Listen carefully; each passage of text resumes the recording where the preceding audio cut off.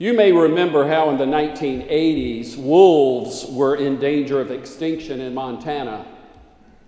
You may recall how a wildlife organization offered $5,000 to anyone who could catch and bring in a live wolf. And you probably heard about two guys named Sam and Jed who headed for the hills to claim their fortune. Day and night they searched and searched for their $5,000 wolf. But after 3 days, without any luck, they were exhausted, and so they set up camp and bedded down for the night.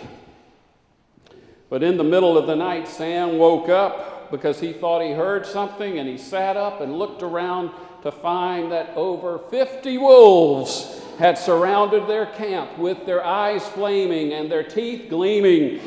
And Sam reached over to his buddy and said, "Jed, wake up, we're rich." Or you may have heard about the two men who were sent by a shoe manufacturer to a remote country to sell shoes. And one of the men wrote back, "I have terrible news. This is a God-forsaken country. Nobody wears shoes. I'm coming home." The other man wrote, "This is an incredible country. I'm so grateful you sent me to this territory. Nobody here wears shoes. Send me 5,000 pairs. We don't have to have read James Allen's classic book, As a Man Thinketh, or Norman Vincent Peale's The Power of Positive Thinking, to know that a positive, faith-filled attitude usually wins the day. But there are many times I need to be reminded of that. It's so easy to fall prey to cynicism and negativity. There's plenty to be upset about in our world. I don't have to tell you that. And it can eat at us and begin to paralyze us. We don't experience the joy that Jesus talked about. We don't experience life in its fullness when we are overrun by anxiety and negativity. On Sunday mornings in the 1980s, I got to roll off of my army cot in my tiny apartment on 29th Street in New York City and literally walk 2 blocks to listen to Norman Vincent Peale on Sundays, the master of positivity. And for the first month or so that I lived in New York, I thought Dr. Peale focused way too much on positive thinking and being optimistic. I said, "Let's get real, Dr. Peale. Give us something else." 3 months later, after facing the daily grind of New York City, I found myself running to hear Peale's positive message. It was something I needed, and it helped. Dr. Peale was aware of the millions of people who were battling depression. He was aware of the millions of people addicted to pain meds, aware of the many people committing suicide, and he knew that in order for people to deal with their difficulties and challenges, they first had to have healthy thinking, spiritual thinking. They had to have faith. Here are some of my favorite Pealeisms. Change your thoughts and you change your world. Shoot for the moon. Even if you miss, you'll land among the stars. Become a possibilitarian. No matter how dark things seem to be or actually are, raise your sights and see possibilities. Always see them, for they're always there. Lastly, faith, he said, is the most powerful of all forces operating in humanity. And when you have it in depth, nothing can get you down. Now, that last one is pretty hard to believe. When you have faith in depth, nothing can get you down. But I must say that today's biblical text seems to support that concept.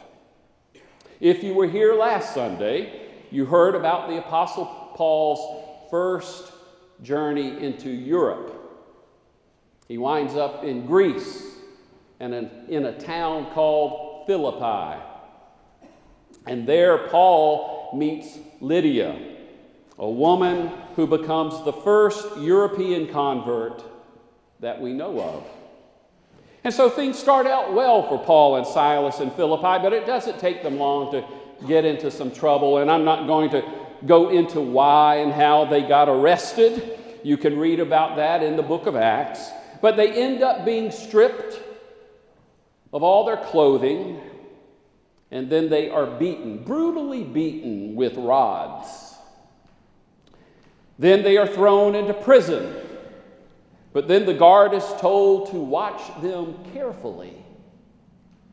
And so he decides to move them to the innermost cell, to the dungeon. Now, a first century prison without electricity would have been dark. The innermost cell would have been darker than dark. The two beaten and wounded men then have their feet put into stocks. It can't get any worse. And so what was Silas and Paul's reaction to having a really bad day? At midnight, the text says, at the darkest hour, they start praying and singing hymns to God. In fact, the text says, the other prisoners listened to them. What happened next is legendary. While they are singing, there is a violent earthquake, and it shakes the prison so hard that all the doors of the cells fly open and everyone's chains come loose. The jailer wakes up and sees that the prison doors are open, realizing that all the prisoners have escaped and that he will be blamed. He draws his sword to take his own life when Paul says, "Wait a minute! Don't do it! We're here! We didn't leave." The guard can't believe it. He calls for light. "Give me some light. I can't see." So they bring in a torch.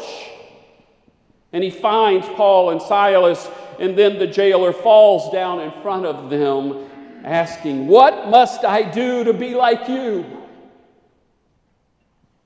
What must I do to get what you have?" And they say, "Follow Christ." And the man converts to Christianity, and then he bathes the prisoners, bathes their wounds, and then he feeds them. Those of us who might take issue with the earthquake part of the story and how it freed the chains of all of the prisoners may find comfort in the fact that Luke, who wrote the Gospel of Luke and the book of Acts, which this story is in, that Luke liked to use supernatural acts of nature to represent the movement of God's Spirit and its transforming power. Remember, it was Luke who described the day of Pentecost. And by the way, today really is the day of Pentecost. He described Pentecost by saying there was a violent wind. Not a violent earthquake this time, a violent wind and tongues of fire that came upon everyone. And of course, this was describing the power of God's Spirit and how it transformed people. The earthquake happens while Paul and Silas are singing, and I wonder if the guard could not believe that these two men who had been stripped, who had been beaten, who had been humiliated, who had been tortured, who were put into this hopeless situation, he could not believe they were singing hymns to their God. And perhaps he realized that they had something that he didn't. and that he needed. That their faith was real and authentic. And so he decides to follow the way of Christ like them, and perhaps he then wanted to even free the prisoners, but Paul and Silas knew that if they allowed this man to do this, he would then be put to death. And they would have none of that, of course. Fortunately, Paul and Silas were freed the next day by the authorities. But I think it could have happened that way. That the earthquake or the movement of God's Spirit was ignited by Paul and Silas and their singing in the dark. Because you see, it's important not to shortchange the importance of singing in the dark. If there had not been people singing in the dark, none of us would be worshiping in this space right now. If people had not sung in the dark, both literally and figuratively, there would not be an Asbury Memorial United Methodist Church on the corner of Henry and Waters. For you see, when John Wesley boarded a ship called the Simmons in October of 1735 to come to the new colonies with Oglethorpe, he didn't plan on almost dying on the way here. But a ferocious storm hit the ship so strong that it shredded the mainsail and flooded the decks. Everyone knew that this might be the end for them, and all of the English passengers panicked, screamed. But a smaller group of German Christians, called the Moravians, calmly sat there singing hymns of praise and thanksgiving. They did not seem affected by the storm and their impending death. And after the storm had passed, thankfully, Wesley asked one of the Moravian brothers, "Weren't you afraid?" "I thank God, no," said the brother. "But were not your women and children afraid?" asked Wesley. "No," the Moravian said, "our women and children are not afraid to die." These were, Wesley wrote in his diary, the gentlest, bravest folk I had ever met. They helped without pay in the working of the ship. They could take a blow without losing their tempers. And when the ship was tossed in the storm, they were braver than the sailors themselves. And Wesley realized that for all of his piety, he still lacked something these Moravians had. He was still afraid to die. "How is it that I have no faith?" he wrote in his diary. And so 2 years later, after he returned to England, after his difficult experiences here in Savannah, he started hanging out with the Moravians in London. And while he was at a study group with them, as he heard a reading about God's grace and love, a violent earthquake struck, a violent winds blew, and some giant flames fell on John Wesley, and he said that he felt his heart strangely warmed. This incredible movement of God's Spirit with its transforming power is the real beginning of the Methodist movement. And it all started because there were people literally singing in the dark. It all started by that near-death experience on the ship. And like the jailer who heard Paul and Silas singing, John Wesley said, "They have something I need in my life." We would not be here today if in 1993, the 25 people here, 66 years old and older, who were told it was time to give up, who were told that Asbury would be no more and that they would need to look for a new church, we would not be here today if they had not sung in the dark. If they had not said, "No, thank you, we believe something can happen, something good can come out of all of this." And I will never forget that hot summer day in 1993. I'd only been here a month or so when our air conditioner broke down. The sanctuary was unbearably hot. Balls of perspiration were rolling off of everyone. Fortunately, the education building at that time ran on a different unit, and so all the 25 of us, well, at that time we actually got 10 more people. We were up to 35. We all scuttled to the closest room in the education building. It's one of our nursery rooms now, but at that time it was our choir room. Remember that, Virginia? And we only had 4 people in our choir back then. Virginia was one of them. Give her a hand, will you?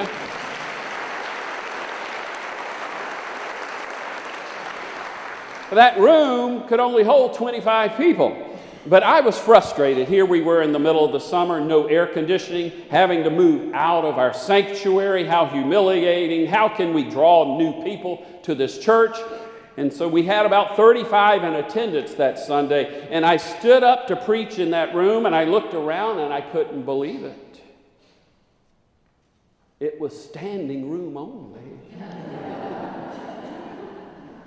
The place was packed. We were rich. They had to bring in more chairs, and still some people had to stand. We were no longer a dying church. We were a growing church that needed a larger space. And that day was a turning point for us. We could see the possibilities. We all started singing in the dark. An earthquake came and shook things up. Last night I rediscovered Pauli Murray, Pauli. I had forgotten about her, I'm sorry to say. In fact, a lot of people don't even know about her. They say that she is one of the persons who should be known by many, but is only known by a few. And I'm just curious, by a show of hands, how many of you know who Pauli Murray was?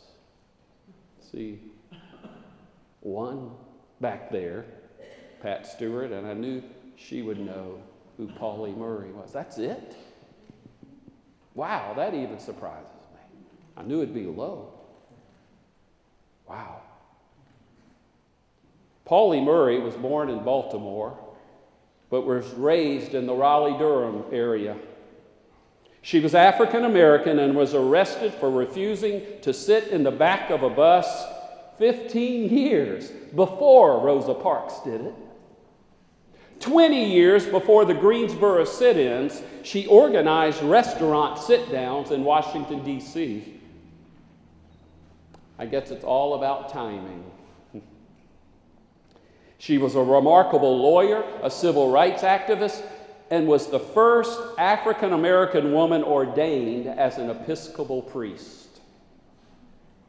She not only fought for the rights of African Americans, she fought for the rights of women.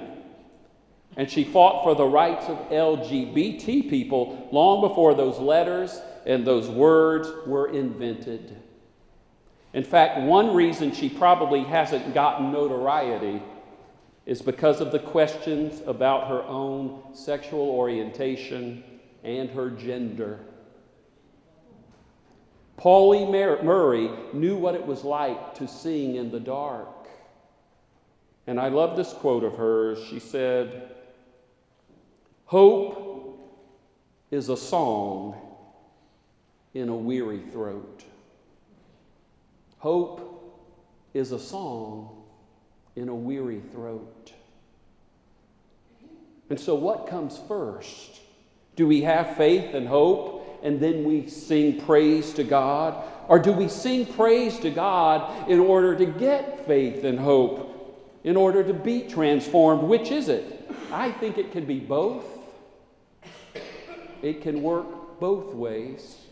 There are times when we are so filled with faith and hope that we feel compelled to burst into songs of praise and thanksgiving. But many times we're going through difficulties and struggles and we're lacking faith and hope, and it is actually through the singing that transforms us, that turns us into a people of faith. That great theologian, Johnny Cash, used to sing, "Get rhythm. When you get the blues, come on, get rhythm. When you get the blues, A jumpy rhythm makes you feel so fine. It'll shake all the trouble from your worried mind. Get rhythm when you get the blues. Now, I don't think that Paul and Silas were singing Jailhouse Rock in the prison. But you get the point, don't you? Music can transport us, especially hymns, any kind of songs of faith about God or songs for God that remind us that we are not alone. Yesterday, the youth learned the last thing that John Wesley said on his deathbed. He raised up and he said, best of all, God is with us. He said it one more time, best of all, God is with us, and then he died. Songs that remind us that God is with us, and songs that tap into our spirit, that remind us that we are not human beings searching for a spiritual experience. We are spiritual beings having a human experience. That is, our essence is spirit. Our essence is eternal. That there's nothing to fear in death.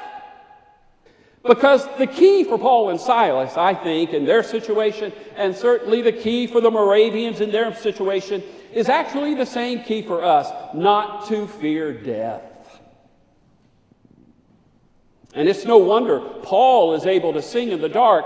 He is the one who wrote that powerful text from Romans, the one we use at memorial service and funerals. Nothing can separate us from the love of God. Nothing. And he has this long list of things. But what's the first thing he starts with? Death. Not even death, he says, can separate us from the love of God. In fact, death is not really death. We're born into life.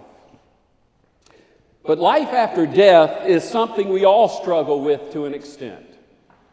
It's something we have never experienced.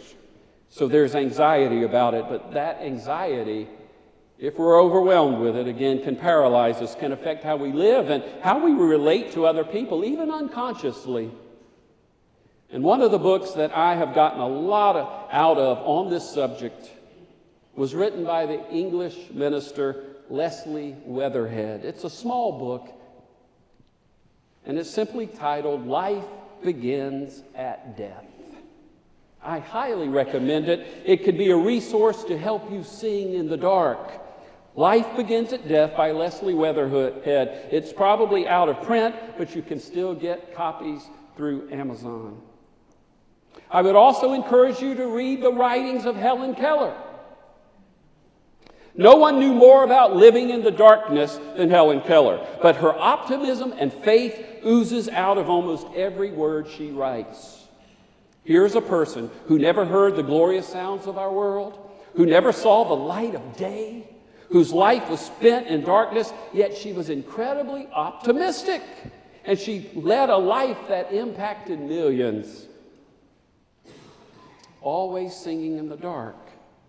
One other person you may want to read, the person who probably impacted Helen Keller's spiritual journey more than any other person, a man named Emanuel Swedenborg. Anybody ever heard of him? About one couple of you? Emanuel Swedenborg. This dude was something else. He was a doozy. Born in the 17th century, but lived most of his life in the 18th century. This guy's brain was off the charts. He was a scientist, and he invented all kinds of things. He actually designed a flying machine long before the Wright brothers. But he was the Teilhard de Chardin before Teilhard de Chardin. Because in his 50s, this great scientist had a spiritual experience that made him want to focus on spirituality, and he became a Christian theologian and mystic. And he has lots of interesting things to say about life after death. Anyone who greatly impacted Helen Keller and her faith is worth reading. Emanuel Swedenborg. Check him out. Now, I know I'm running a little longer today, and I got to get to the new member class and Mom's party. But I can't preach this particular sermon without telling my favorite Anne Lamott story. It's the one about the church she attends in San Francisco. A man named Ken started attending the church, and Ken was dying of AIDS. Anne said that he was disintegrating before their very eyes. Shortly after Ken started attending the church, his partner Brandon died of AIDS. A few weeks later, Ken told Ann that right after Brandon died, Jesus had come to him and had slid into the hole in his heart that Brandon's loss left, and that he had been whole ever since. Ann said that Ken's face is totally lopsided, ravaged, and emaciated, but that when he smiles, he is radiant. Ken said that he would gladly pay any price for what he has now, which is Jesus and his church family.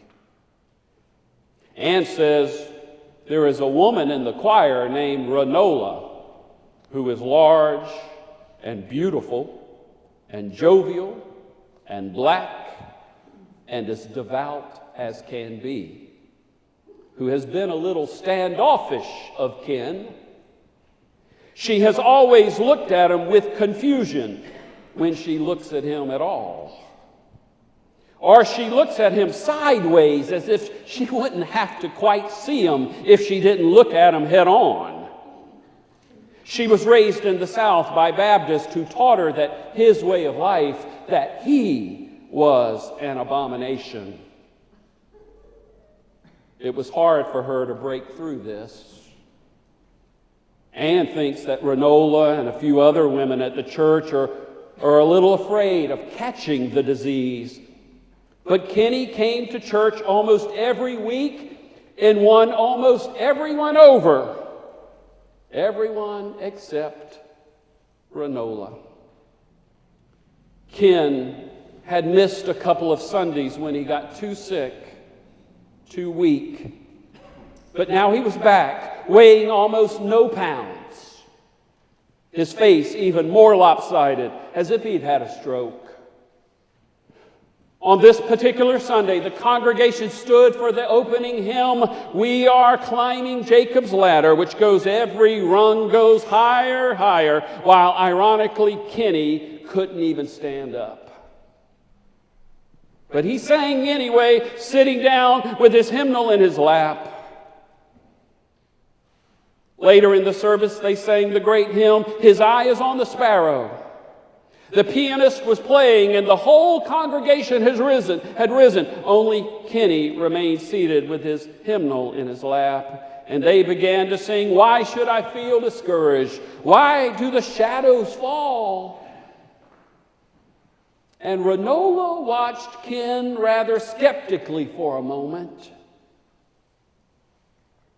And then her face began to melt and to contort like his. And she went to his side and bent down to lift him up. She lifted up this little white rag doll, this scarecrow of a man. She held him next to her, draped over and against her like a child, while they sang and as their tears mixed together.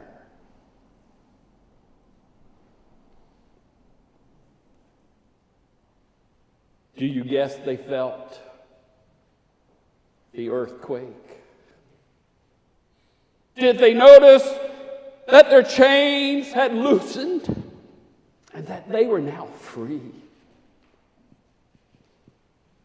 Anne Lamott says she can't imagine anything but music bringing about this kind of alchemy. Maybe it's because music is about as physical as it gets. Your essential rhythm is your heartbeat. Your essential sound, the breath. We're walking temples of noise and vibrations. And when you add tender hearts to this mix, it somehow lets us experience places and things we couldn't get to any other way. Earthquakes happen. Shackles are torn off. We are free. I sing because I'm happy.